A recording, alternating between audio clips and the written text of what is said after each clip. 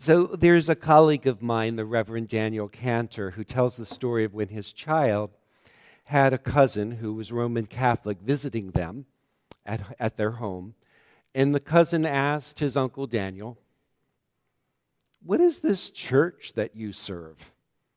And Reverend Daniel replied, "We are a church that believes that Jesus was a man, God is mystery, and salvation is acting on our principles."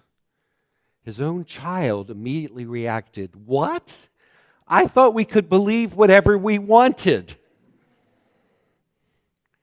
It doesn't surprise me that Daniel's son had this mistaken notion about Unitarian Universalism.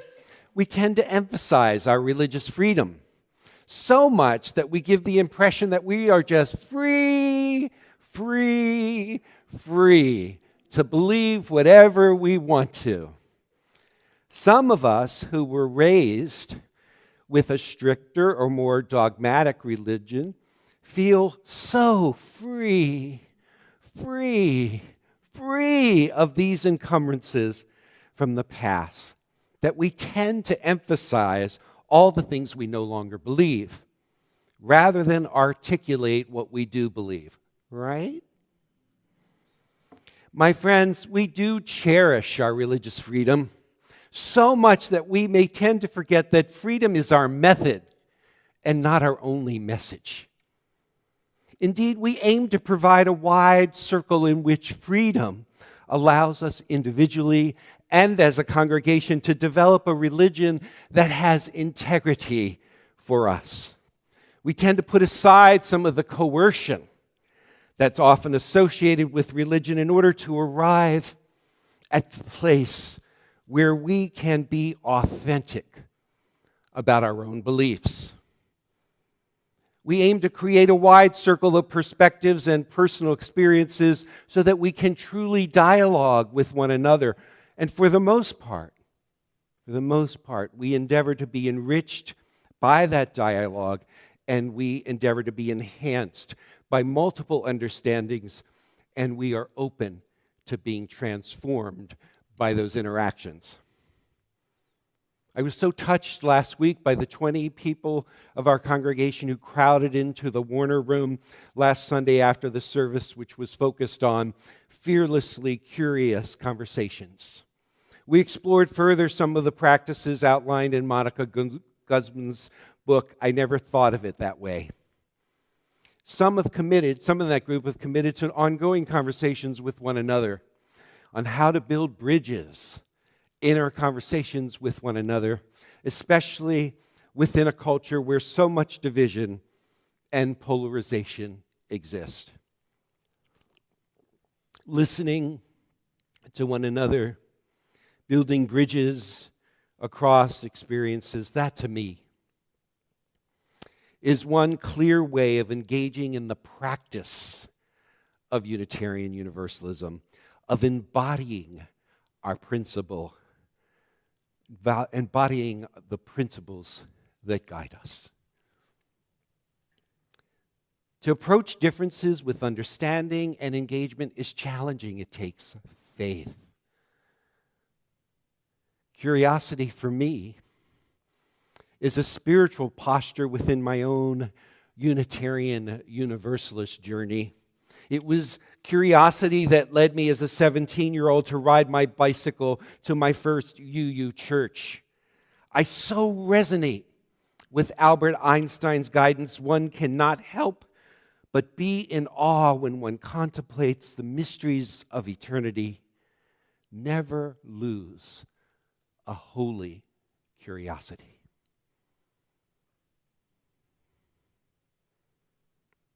For me, it is that holy curiosity that should be as tangible in our gatherings as the warmth of a sanctuary on a cold, bitter day. It is that presence of holy curiosity that should be as visible to us as the flickering flame in our chalice. Of course, I realize that we occasionally lose that holy curiosity. We become hardened and rigid enamored with our own opinions, and yet we dare to enter the warmth of this sanctuary or gather in our homes to be in worship with one another. We dare to gather during the week in small groups in conversation with others in the congregation to listen to one another, to engage with our various perspectives and experiences. And we dare to light this chalice again and again to remind us that there is much more and that we are much more.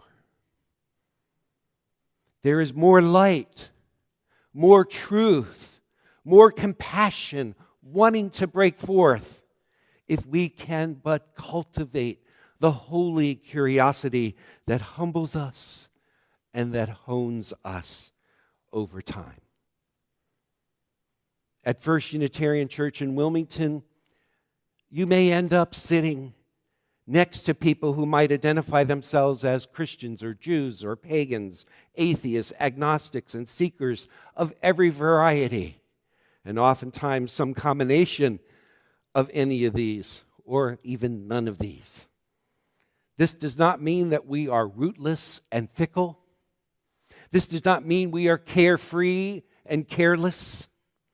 We allow God wrestling to occur, including wrestling with the idea that there is no God, or with many ideas, ways of understanding God.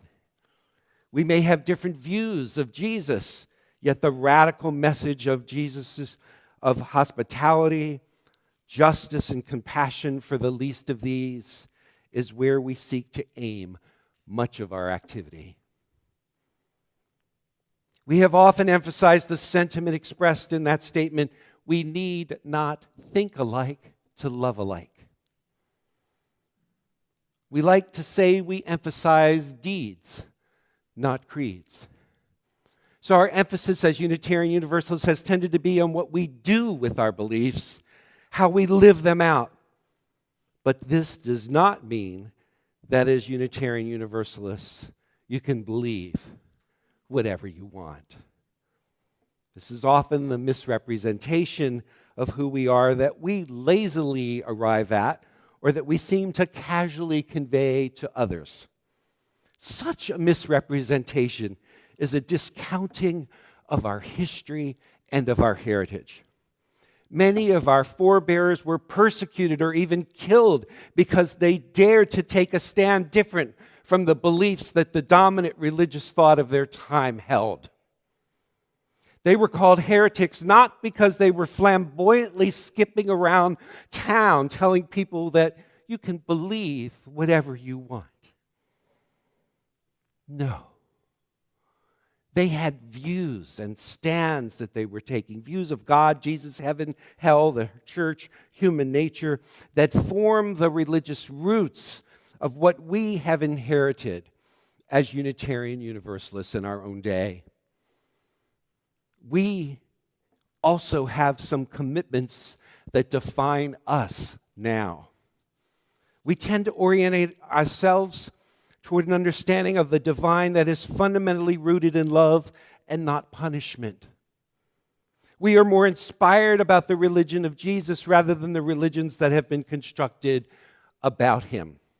We see truth coming to us from many sources of the world's religions, sources of science and literature.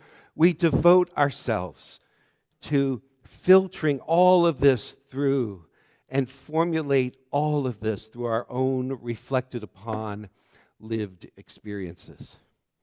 So rather than sitting around eating bonbons or sharing bon mot, clever expressions with one another when we come to a Unitarian Universalist congregation, we hold up a high standard for our religion, for our reason for getting together.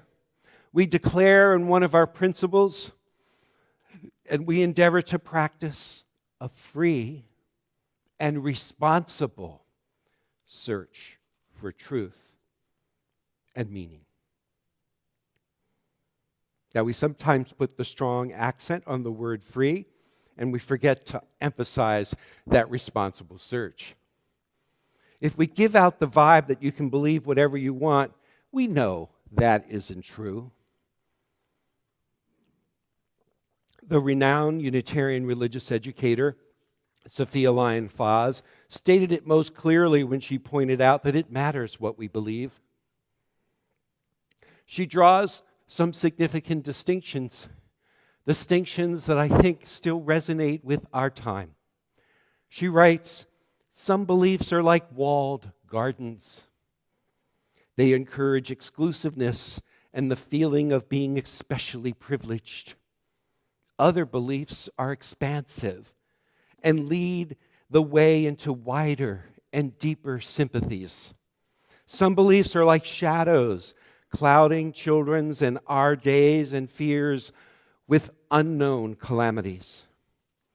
Other beliefs are like sunshine, blessing children and us with the warmth of happiness. Some beliefs are divisive, separating saved from unsaved, friends from enemies. Other beliefs are bonds in a world community where sincere differences beautify the pattern.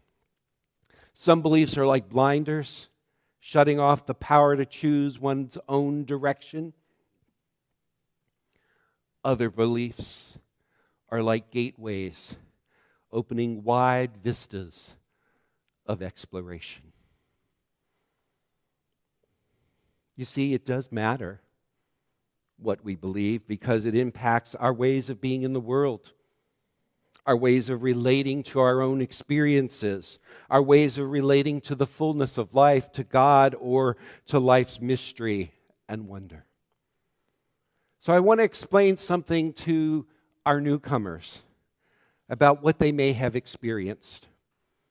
Sometimes when you've asked a Unitarian Universalist or asked us, "What do you believe?" we sometimes seem to freeze or mumble. When you ask a Unitarian Universalist, what do they believe, do they tend to tell you all the things that they no longer believe?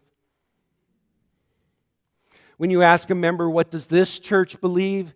do their eyes dart around the room and they look for a brochure or a pamphlet, something to give you rather than tell you?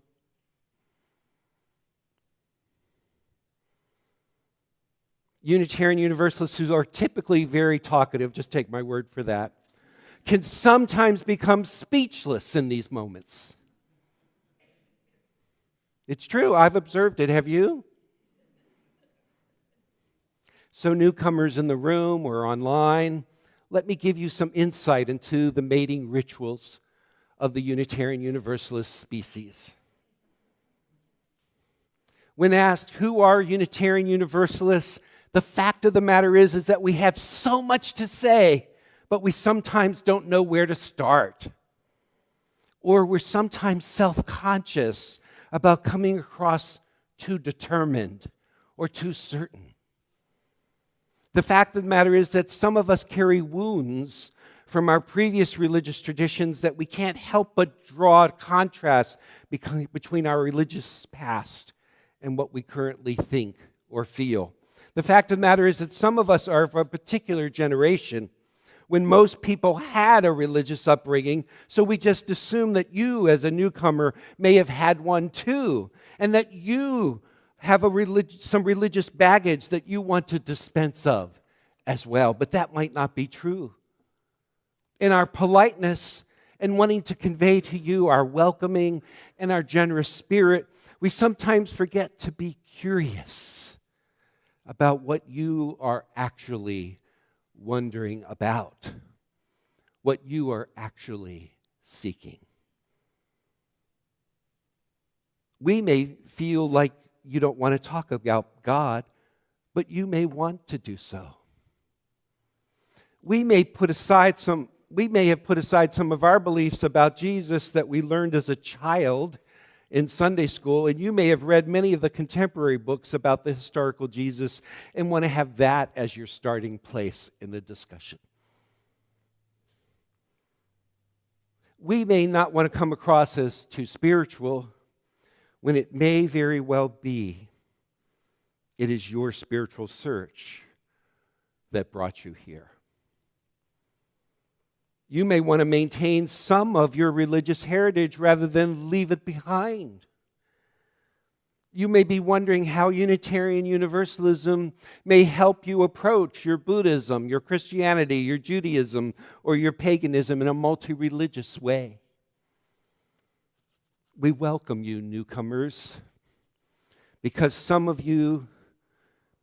us realize that through these interactions with you, we may also update our Unitarian Universalist operating system from 1.0 to 2.0. Whenever we may have come across as pretty wishy-washy about our religion, in fact, many of us could actually tell you stories. Tell you stories about how finding this church or finding Unitarian Universalism changed our lives, transformed us, redeemed us from limiting understandings of ourselves, the sacred, or the world, right? If you could hear our stories, you may also hear that some of us were ostracized from our families because we go to a Unitarian Universalist congregation. Some of us may have felt betrayed by the trust that we put on our previous religion, so we're so sensitized and don't want to seem too persuasive when we talk to you about our Unitarian Universalist faith. Sometimes we want to tell you about all the famous people who were Unitarians or Universalists in order to communicate, see, we're normal. We're not as weird as you think we might be, and we might possibly be great as well. Newcomers, we don't really mean to play hard to get, even though we come across that way sometimes. So newcomers, well, for that matter, newcomers and longer-term members, when you encounter any of us going through any of these machinations and overcompensations, simply put on a knowing smile, pause, and then ask, can you tell me the story of your own journey toward and within Unitarian Universalism? Can you tell me how your Unitarian Universalism may have changed and evolved over time? Ask, can you tell me what you really care about? Ask, can you tell me what the difference being part of this congregation has meant to you in your own life?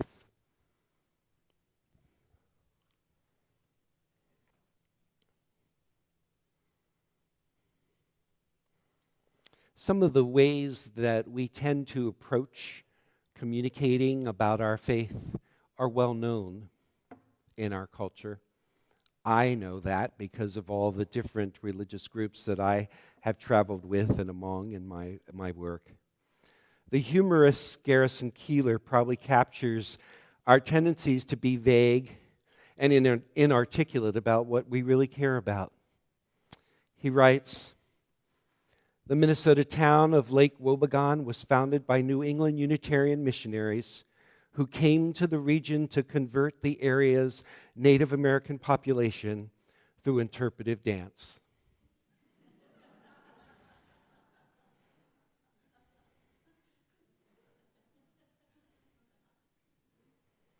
So newcomers and all of us, you might have noticed our tendency towards interpretive dance. Keillor likes to rib Unitarian Universalists as much as Unitarian Universalists like to joke about ourselves. We get what Keillor is getting to when he tells the story about a Unitarian monastery in New Hampshire. Keillor says, the rule there is complete silence. But if you think of something really good, you can go ahead and say it. You get the joke? Unitarian Universalists never want to come across as too strict, too sure of ourselves, or too demanding.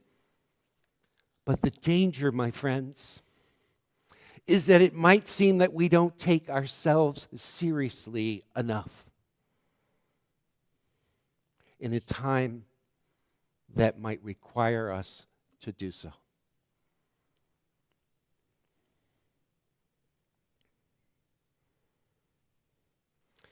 My colleague, Reverend Ellen Cooper Davis, gives this advice or guidance. She says, because we're non-creedal, the question, what do you believe, may not really be the right question for Unitarian Universalists. Instead, it might be questions of how and why.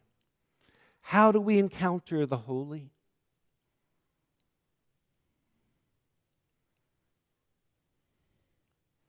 How should we live together?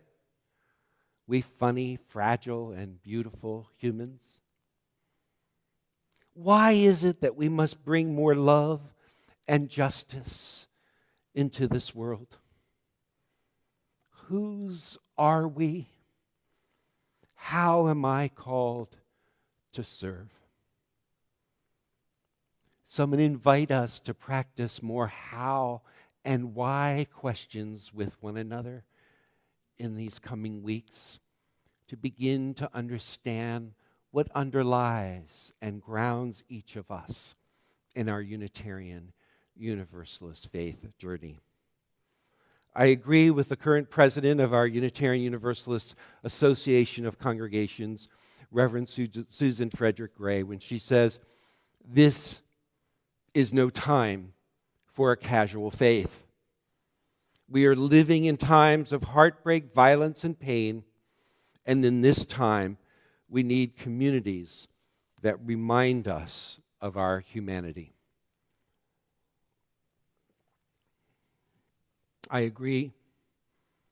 We must realize more now than ever, perhaps, our good intentions about not coming across as too serious or certain or committed could mean that we've become too casual about our faith in a time that really requires more of us. In a time when there's a rise of Christian nationalism and a push to have all of us in this country abide by laws that are based on a very narrow understanding of Scripture or Christianity, this is not a time for a casual faith. In a time when some school boards are banning books and restricting curricula in order to fit into this narrow perspective of the human being, this is not a time for a casual faith. At a time when some want to deny science and reason, want to imagine the climate crisis doesn't exist, or that they'll be raptured into heaven or damned into eternal fire, so it doesn't matter, we don't need to worry. This is not a time for casual faith. We need to engage across all of these differences and show up with what it is that we are committed to and the world we are committed to creating together. I'm inspired by the history of First Unitarian Church of Wilmington. It just still boggles my mind that immediately following the period of the Civil War, when there was so much loss and grief, division in families and in the country, so many reasons not to hope or to be optimistic about the human condition or humanity, that still a group came together right after the Civil War to found this church.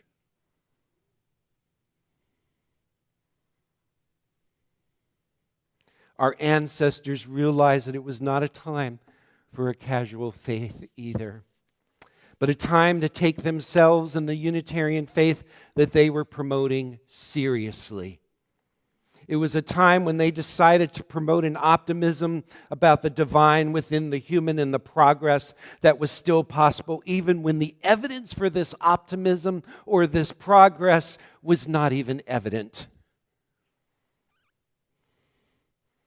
I believe that we've inherited from our first Unitarian ancestors this forthrightness about what difference we want to make in individuals and in this community.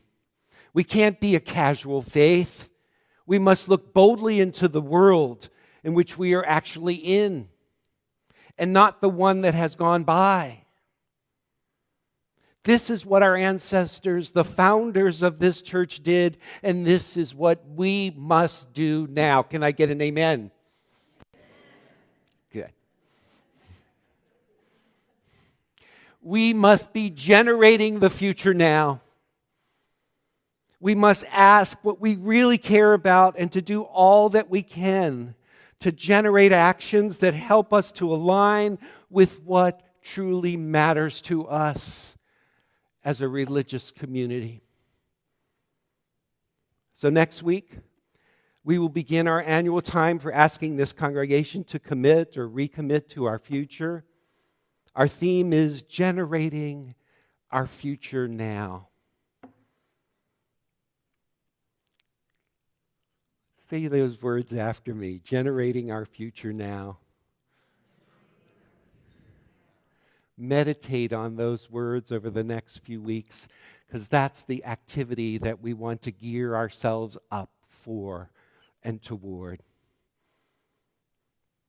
This is a time when we'll ask each of us to do the best, to the best of our ability, to commit to building upon and sustaining what we value about in this congregation now and for the future. If you've read the e-news, you've been informed that in recent years we've needed to borrow from our rainy day fund. That fund is limited. If we don't increase our pledge amount of this church year to $50,000 more, we will need to use that fund again and then deplete it for future years. This means that we have less to call upon in the future when that fund could then get completely expended. We can't afford to not be transparent about our finances in this post-COVID time. We can't afford to be casual about our reality. We invite each other into a path of generosity. Let's be clear, as Mark Ewert writes, generosity can have many expressions, including care, including time, including skill, including intelligence, gifts, and including money. I believe that one cannot omit any of these, he writes, without curtailing them all. And of course, financial generosity is one of the most challenging expressions of our generosity and perhaps holds the most opportunity for us to make a difference in the world and our own well-being.